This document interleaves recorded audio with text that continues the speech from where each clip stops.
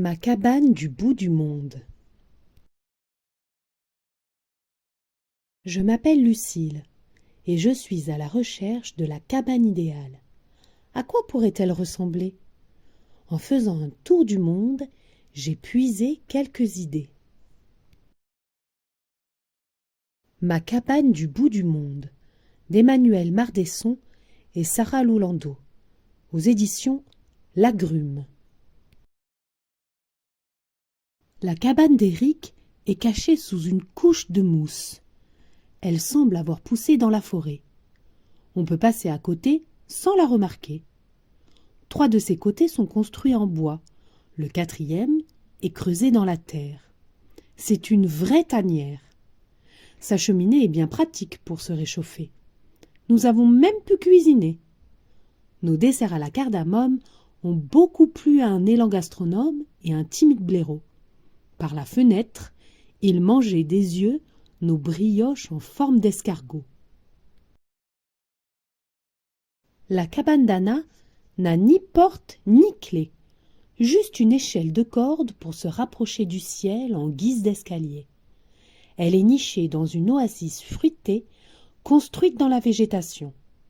Il y a même des arbres dans le salon. Quand Anna sort sa guitare, son perroquet couleur mentalo l'accompagne pour un duo. Des petits singes cachés dans la nature battent la mesure. Des arbres se balancent en cadence et des toucans un peu toqués font un joli boucan.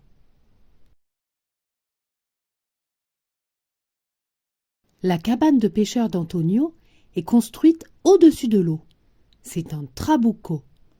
Avec ses antennes démesurées, elle ressemble à un gros insecte prêt à s'envoler. Grâce à ses filets, on peut pêcher depuis la petite cuisine sans se mouiller. Le long ponton est parfait pour les démonstrations de natation. Antonio devient garçon-poisson dès qu'il enfile ses palmes et son masque de plongée. Ringo, un poulpe qui vit dans un drôle de décor, agite même ses tentacules depuis un vieux coffre à trésors pour le saluer. La cabane de Victor est très ancienne. Elle a été construite, pierre après pierre, par son grand-père. Ce petit abri est un empilement de gros cailloux. Il faut trouver la source d'eau cachée si on veut boire ou se laver. On y rencontre de dos du marmotte qui aime s'y flotter. Le père de Victor est berger, mais ce sont ses chiens, Lucky et Luciano, qui font la loi dans le troupeau. La nuit tombée, nous avons vu des ours dans la Voie lactée. Puis nous avons compté les moutons sous le ciel étoilé. La cabane de Zacharie est bâtie sans marteau ni clou. Elle est construite tout en rond, avec des blocs de neige à la place des briques. C'est un igloo. Pour entrer, il faut se baisser. Un petit tunnel empêche le froid polaire et les phoques givrés de passer. Dehors, nous avons brisé la glace et des poissons ont mordu à l'hameçon. Les petits chiens de Zacharie, couleur marron glacé, se prennent pour de grands loups, mais ne pensent qu'à jouer. Ils n'ont même pas vu les élégants pingouins partir en bande pour la soirée. La yourte de Gantulga se monte et se démonte en un éclair. Dans les steppes ou les petits vallons, sa porte doit toujours faire face au soleil, comme le veut la tradition. L'intérieur ressemble à un palais. Les meubles sont joyeusement colorés. Bleu azur, rose bonbon et rouge acidulé. En buvant du thé, nous avons encouragé les fiers cavaliers montés sur leurs petits chevaux. Les archers ont filé comme des flèches. Les yaks les ont regardés sans bouger. Ils sont bien élevés. La petite Isba d'Alyosha est une cabane de bûcheron. Elle est faite en rondins de sapin placés comme dans un grand jeu de construction. Pour se réchauffer, on alimente un poêle à bois. C'est par un tuyau qui pointe sur le toit que la fumée peut s'échapper. Nous avons trouvé de quoi faire un grand feu de joie à coups de hache et de scie. Un petit renard gris de Sibérie a été attiré par nos rires et nos chants. Il est venu, sans montrer les dents. Ici, le froid est bien plus mordant. La zériba d'Axil est dressée dans une palmeraie. Sa famille revient tous les étés habiter la hutte en feuilles tressées. Recouverte de palmes sèches et de roseaux, elle arrive à tenir tête aux plus féroces des tempêtes et protège du soleil brûlant. Pour s'occuper aux heures chaudes de la journée, on invente et on devine des charades et des énigmes. Les fennecs dorment sur leurs deux oreilles, et les fiers dromadaires, couleur caramel, veillent sur le désert à travers leurs longs cils.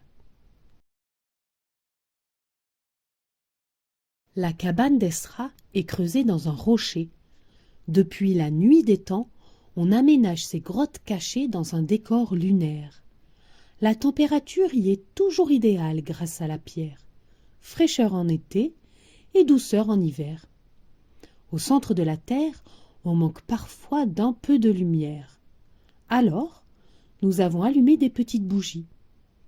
Assis sur de moelleux tapis, nous nous sommes racontés des histoires de fantômes et aussi quelques secrets. Nos ombres dansaient sur les murs comme par magie. Max habite une maison miniature faite pour l'aventure. Mi-cabane, mi-roulotte, on peut la déplacer partout dans la nature. Au pied d'un volcan, ou au bord d'un océan, dans un pré, ou à l'orée d'une forêt. Elle est en bois et se fond dans les décors. Grâce aux panneaux solaires, il y a tout le confort à bord. Nous avons contemplé les aigles fiers et leur vol plané, sauté dans un torrent glacé et escaladé un massif escarpé.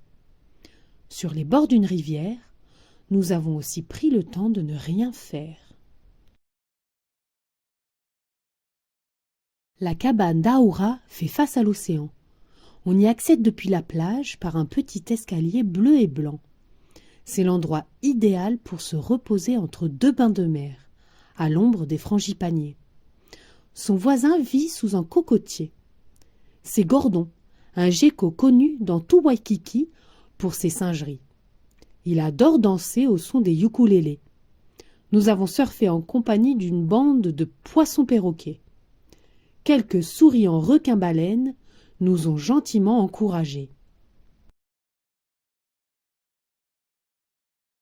Dans la cabane de mes rêves, il y a une corde à nœuds pour monter, des murs en pierre et quelques bougies, un télescope pour observer la galaxie, un bord de mer et un petit ponton, un coffre à trésors multicolore, une lampe tempête, une cheminée, des panneaux solaires et des roseaux, un passage secret pour mes animaux, un vieil atlas, peut-être des pinceaux, une guitare presque accordée, une canne à pêche, une théière, un joli tapis et de la place pour mes amis.